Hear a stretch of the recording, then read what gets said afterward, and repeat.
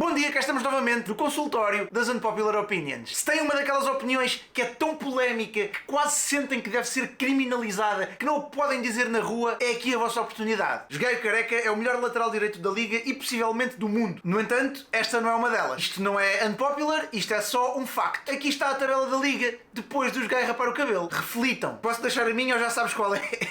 O quê? Que o Jogaio é o GOAT? Sim. Acabei de mostrar, Catarina. É assim, não inventes coisas que não podes provar. Mas tivemos mais de 500 respostas ao tweet que eu fiz a pedir as vossas opiniões mais polémicas. Não vou obviamente conseguir ler todos os vossos tweets, peço desculpas, escolhi os mais polémicos / engraçados, mas se quiserem ter a oportunidade de participar em coisas destas no futuro, estejam atentos às minhas redes, sigam aí, Twitter e Instagram principalmente, e subscrevam aqui no YouTube também, se faz favor. Quer dizer, não faz sentido nenhum irem seguir nas redes sociais e depois não subscreverem no YouTube, quer dizer, é a lei, pelo amor de Deus. E ainda, não menos importante, se quiserem ganhar 10€ grátis em apostas, os links da Solverde estão aí em baixo também. Se fizerem o vosso primeiro depósito e apostarem 5€, a Solverde oferece-vos 2 apostas de 5€ grátis e no casino recebem de volta o valor do vosso depósito até 100€. Portanto, se depositarem 100€, a Solverde oferece-vos outros 100. E caso não queiram depositar nada, têm direito também a 25 spins grátis que podem utilizar à vontade sem risco. O que ganharem fica para vocês. Muito importante, têm que ter mais de 18 anos. Se eu sei que vocês têm menos de 18 anos e estão a clicar nos links, eu vou já chamar o Pep e ele vai à vossa casa cortar-vos a internet, ok? E muito importante também, tenham juízo, faz favor. Não façam como o Varandas, que foi tipo all-in no Rubén Amorim, que por acaso até correu bem. Podia não correr. Não joguem com dinheiro que não podem perder. E bem, voltando ao que interessa, o João Mário não é assim tão bom, os golos são de penalti e as assistências são fáceis. E eu sou do Benfica. Obrigado, Bruno Roque! Eu sei que já tinha respondido a uma destas do João Mário num vídeo anterior. O João Mário é um dos melhores médios do... Ele nem sequer é o melhor médio do Benfica. Ele nem sequer é o melhor João Mário do nosso campeonato. Ele nem sequer é o melhor jogador da família dele. Mas é assim, eu nunca irei perder uma oportunidade de destacar que o João Mário é um farneiro de careca. Musa é um melhor ponta de lança que o Ramos, tal que o Ramos devia pegar um bom par de jogos no banco. Como adepto do Sporting, eu vou parecer parcial, portanto vamos olhar a factos. Eu fiz as contas segundo o 0-0 e o Musa tem um golo a cada 123.111 minutos, enquanto o Ramos tem um golo a cada 123.178. É oficial, o Musa é melhor e nem sequer é unpopular, é factual. E só por causa disto agora, o objetivo para este vídeo é bater os 123 likes, ok? 124 likes é o objetivo. Mas também é assim, se estão a ver este vídeo, se chegaram até aqui e ainda não puseram like, pelo amor de Deus, não têm coração, quer dizer, ninguém faz isso. Diomando é melhor que António Silva. Isto para mim nem sequer é unpopular, é óbvio. Pá, estou a brincar, por acaso não estava. Eu acho que ambos precisam de algum tempo. António Silva já fez grandes exibições no Campeonato Português, já fez grandes exibições na Champions, já esteve na seleção. Diomando também nos 6 meses que esteve no Sporting, também já esteve impecável, já fez exibições incríveis na Europa também, principalmente com o Arsenal, já provou ser uma aposta ganha. Agora, são os dois muito jovens, eu acho que eles têm os dois a mesma idade e tu tens os dois 19 anos. Nesta idade ainda é difícil perceber. Agora, se me dizem que o António Silva tem mais potencial que o Diomande, ou vice-versa, não interessa, que um ou outro tem mais potencial, não concordo. Acho que poderão estar os dois ao mesmo nível. Marcelo Kaiser fazia melhor trabalho que o Amorim com este plantel. É assim, o Kaiser tinha um problema. O problema dele é que se ele ainda estivesse no Sporting, neste momento o Godel e o Diaby ainda eram titulares. Por outro lado, o Jogaio não era. Mas para ser sincero, ok, este ano se calhar o Kaiser tinha feito pelo menos igual ao Amorim. É verdade, epá, uma época de quarto lugar em que não ganhamos nada, não é assim tão difícil. Até eu, se calhar, a treinador fazia o mesmo, né? Quer dizer, eu ia acabar abaixo de quarto lugar. Quer dizer, os jogadores estão lá, é só dizer-lhes, ó, joguem. Quarto lugar, sem troféu nenhum, pá, o Kaiser também conseguia. Se o Sporting marcasse 90% das oportunidades que tem, era melhor que o Barça do Guardiola. Pá, não só o Sporting, até o Famalicão. Bastava uma equipa ter 10 oportunidades por jogo e marcava sempre 9 golos. Nem era preciso ser 90%, 80%. Bastava ter 5 oportunidades por jogo e marcavas sempre 4 golos. Ganhavas todos os jogos, basicamente. O Edwards é o jogador mais overrated e underrated ao mesmo tempo. Concordo plenamente. Apesar disto ser extremamente unpopular, até para a própria língua portuguesa e inglesa, neste caso. Então, estamos a ser unpopular em 2 línguas. Não percebi o que é que quiseste dizer, mas no entanto concordo porque tenho exatamente essa opinião em relação ao Edwards. É tipo, é aquele jogador que eu ainda não percebi se ele é tão bom como eu acho que ele é. E isto é a melhor forma de escrever. O Coates nunca foi o que pintam, apenas foi importante porque estava coberto pela linha de 3 centrais. Basta repararem o desastre que ele era quando era a defesa a 4. Eu consigo perceber porque é que se pode achar isto, mas não acho que seja verdade. Por exemplo, lembram-se com Jorge Jesus, o Coates esteve sempre constante, esteve sempre impecável e muitas vezes jogou com parceiros aleatórios, tipo Ruben Semedo. Depois com o Mateus esteve muito bem também, apesar de marcar um autogol ou outro e tal. Depois na época seguinte, com o Peseiro e com o Kaiser, é que esteve ali uma fase em que de facto marcou imensos autogolos, marcava mais na própria baliza do que na baliza do adversário. Teve aquele jogo dos 3 penaltis, teve aquele jogo do autogolo também no fim. Claro que obviamente jogar com 3 centrais dá mais margem de erro, né? Mas por outro lado também dá mais responsabilidade a atacar e um central também tem que ser bom com a bola nos pés, a fazer passos verticais, a conduzir. conduzir, e pronto, e fora os golos que marca também tem sido importantíssimo. Esta época não tanto, mas pelo menos na época do título, obviamente, vocês sabem. Portanto, não concordo a 100%, mas percebo o que é que queres dizer. O Vitória é o quarto grande, não se pode medir só por títulos. Tradição, mais épocas na primeira divisão, adeptos, icónico. Por acaso acho que já tinha havido uma parecida num dos vídeos de Unpopular Opinions que eu já tinha feito anteriormente, e tem havido muito esta discussão, né, sobre quem é que é o verdadeiro quarto grande, se é o Braga, se é o Vitória, se é o Boa Vista, se é o Belenenses, porque na verdade não há uma única resposta, porque não há uma única forma de fazer essa medição. Se quiserem ir a adeptos, se calhar é o Vitória, se quiserem ir a títulos de campeão nacional, terá que ser Boa Vista ou Belenenses. Se quiser ir a quantidade de títulos no geral, no total, não sei se o Braga tem mais até, não sei, pelo menos taças de Portugal sei que tem muitas, taças da Liga também, tem uma Intertoto, já foi uma final de Liga Europa, portanto, há várias formas de medir isto. Eu acho que o mais justo será simplesmente assumir que nesta fase o Braga é o quarto grande, porque é o único que se consegue intrometer entre os três com frequência.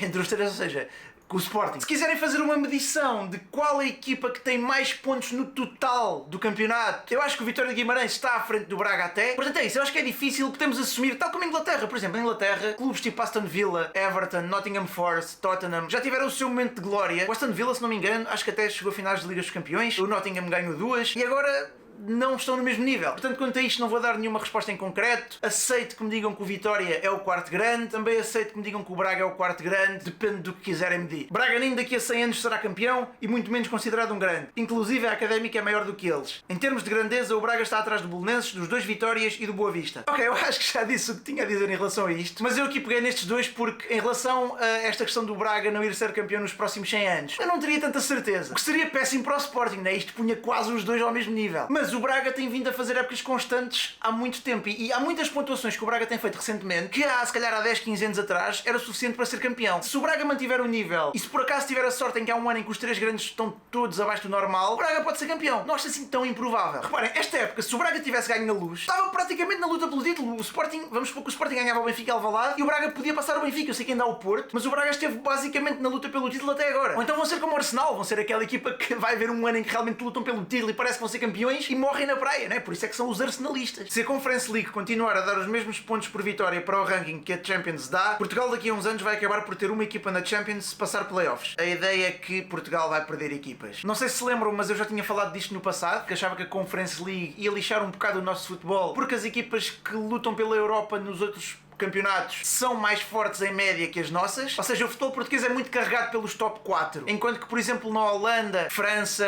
Rússia até, os quintos, sextos, sétimos classificados dos campeonatos desses países geralmente são muito mais fortes do que os nossos quintos, sextos, sétimos, que normalmente não passam do playoff, sequer do primeiro playoff. Ainda não tivemos nenhuma equipa portuguesa a entrar na Conference League diretamente pelo playoff. Quem diz Conference League diz Liga Europa, vocês lembram-se, pá, tivemos equipas Nacional, Passos de Ferreira, Estoril, várias equipas que iam aos playoffs e perdiam. É muito raro termos equipas na Europa que não sejam os 4 grandes. À pala disso, acabámos por perder o quinto lugar para a Holanda. No entanto, agora a pressão está mais do lado da Holanda. Porquê? Porque quanto mais alto vocês sobem, mais difícil é manter o campeonato naquela posição. Porque os pontos começam a dividir por mais equipas. Se a Holanda tem uma equipa a mais, a partir da próxima época, uma vitória nas competições europeias vai valer mais para equipas portuguesas do que vale para equipas holandesas. E poderemos ter isso a nosso favor. Mourinho ainda é dos melhores treinadores do mundo, tem tido azar. É assim, se quando dizes melhores do mundo estás a incluir top 20, ok, concordo. Se estiveres a incluir tipo top 5, já não concordo. Eu acho que o futebol mudou muito desde os tempos em que o Mourinho dominava a Europa, basicamente. É verdade que os clubes por onde passou não foram os projetos mais fáceis e mesmo assim no United estamos a ver que ele foi o último treinador ainda com algum sucesso. Mesmo assim ganhou a Liga Europa, esteve ali a lutar pelo título com o City, acho que acabou em segundo lugar uma época. Depois Tottenham também é o caos que se sabe. Se bem que na Roma, pronto, ganhou a Conference League, poderá ganhar a Liga Europa, mas no campeonato está um bocado aquém. Mas por falar nisso, eu continuo a achar que o Mourinho, pelo menos a sua maior qualidade, que é vencer competições a eliminar, ele continua a tê-la. Por esse motivo, eu não achava mal de todo, por exemplo, o Mourinho na seleção. Obviamente agora já veio o Fernando Santos espanhol, já não há muito a fazer. Palhinha é atualmente o melhor trinco do mundo. Eu por acaso gosto muito desta, porque apesar de ser muito unpopular, não é assim tão descabido. Eu não concordo, ok? Eu mesmo assim prefiro um 6 com mais técnica com a bola no pé. Tipo, sei lá, Casemiro ou Rodri, por exemplo. Até o Busquets, mesmo idoso, quer dizer, continua incrível, apesar de pronto anunciou agora que vai acabar a carreira, mas por acaso o Palhinha disse numa entrevista há uns tempos que o Busquets era a referência dele para a posição 6. Mas é verdade que o Palhinha, por exemplo, até nisso está a começar a melhorar. Mais importante ainda, eu acho que ele está a conseguir recuperar a bola cada vez mais à frente e fora alguns gols que tem marcado também, que eu sei que não é esse o objetivo de um 6, mas tem marcado grandes gols, até remates de fora da área, de cabeça, e acho que neste momento, na forma em que está, novamente, não concordo que seja o melhor trinco da atualidade, mas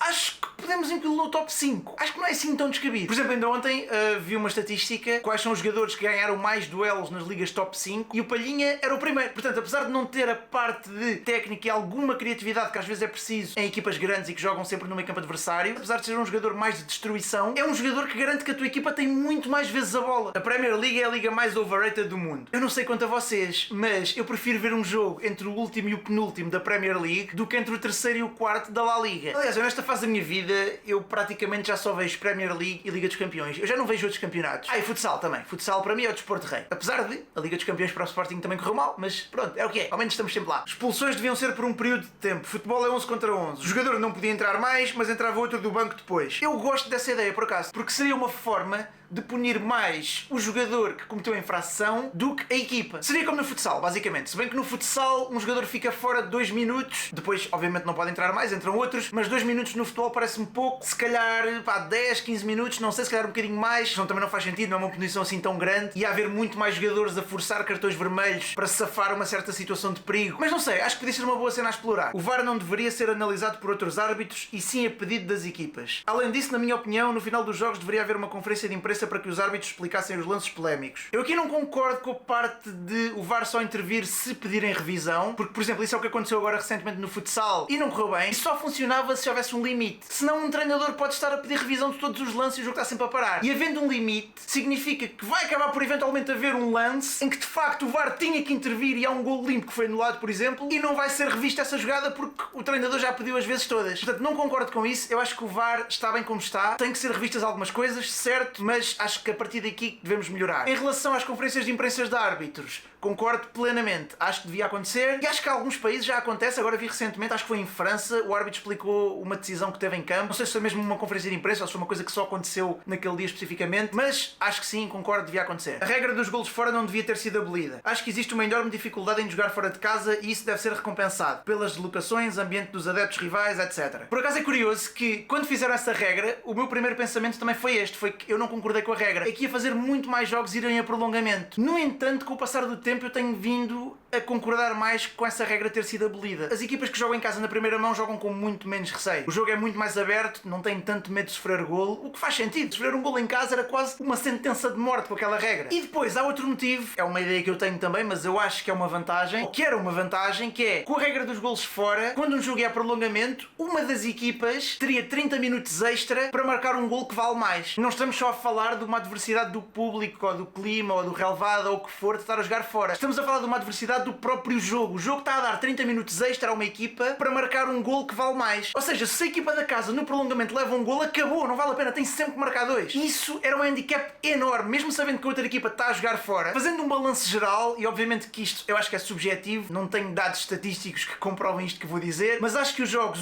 têm ido mais vezes a prolongamento e 2, as eliminatórias têm sido melhores espetáculos, mais renhidas, mais abertas, com mais golos. Novamente, não tenho estatística para comprovar isto, é a ideia que eu tenho. Benzema não merece uma bola de ouro. Epá, esta sim senhora é muito polémica, porque eu vou dizer uma coisa que se calhar ainda é mais polémica. Se o Ronaldo não existisse, ou melhor, se não fosse pelo Ronaldo, o Benzema neste momento, se calhar já era considerado o melhor jogador da história do Real Madrid. Pronto, já disse, é verdade que se não fosse pelo Ronaldo, o próprio Benzema não tinha ganho as Ligas dos Campeões que ganhou, porque o Ronaldo não estando lá, o Real Madrid não os tinha ganho. Mas a quantidade de golos também que o Ronaldo tirou ao Benzema de penalti, eu sei que isto é discutível e que só por si ser o melhor da história do Real Madrid, obviamente não significaria ganhar bola de ouro, né? Não tem necessariamente uma coisa que implicar a outra, mas eu acho que na época em que o Benzema ganha a bola de ouro, acho que era impossível. Iam dar a quem? Não há forma, tinha que ser o Benzema. O homem está a fazer na Champions, basicamente, o que o Ronaldo fez na Champions quando estava no Real, não com tantos golos, mas na importância dos golos e no quão decisivo ele foi para a conquista, e esta época está a fazer outra vez, se bem que esta época acho quase impossível a bola de ouro não ir para o Haaland ou para o De Bruyne, para um deles. Acharia possível ir para o Messi se o City não tivesse a fazer a época que está. Neymar no seu prime joga mais que Ronaldo, Messi, Mbappé e muito mais que Ronaldinho. Muito unpopular, ok? Isto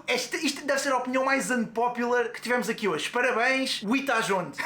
O Itajonde, noção, Tajonde também. Ok, se isto fosse uma discussão só entre Mbappé, Ronaldinho, Neymar, eu ainda entendia. Apesar de o prime do Ronaldinho foi estratosférico. Mas ok, são opiniões, porque o prime do Ronaldinho também não durou assim tanto. Eu diria que o prime do Neymar foi um bocadinho mais longo. Mas, meu amigo, se metes o Ronaldo e o Messi na mesma lista que estes, não, acabou, não consigo levar a sério. Repara que o Messi no seu prime, em 60 jogos de uma época, fez 73 golos e 30 assistências. Fora tudo o resto que ele jogava. estava. Coitadinho do Neymar, mas o que é que estamos a comparar o quê aqui? O único que se pode comparar a estes números do Messi seria o Ronaldo, não é? As épocas prime do Ronaldo também. Teve épocas em que teve imensos gols decisivos, como estávamos a falar, Liga dos Campeões, gols importantes, títulos, título pela seleção. É a única coisa que se pode comparar ao Messi, porque de resto não está tudo abaixo, não há hipótese. Não existe tal coisa como propaganda vinda dos jornais. Eles apenas precisam de vender e para isso utilizam as novidades ou algo que gera atenção para tal. Não tem como objetivo beneficiar ninguém em concreto, até porque não é a propaganda que leva um clube a comprar jogadores. Ok, isso faz sentido e eu acho que é mais conversa entre adeptos do que outra coisa. Mas,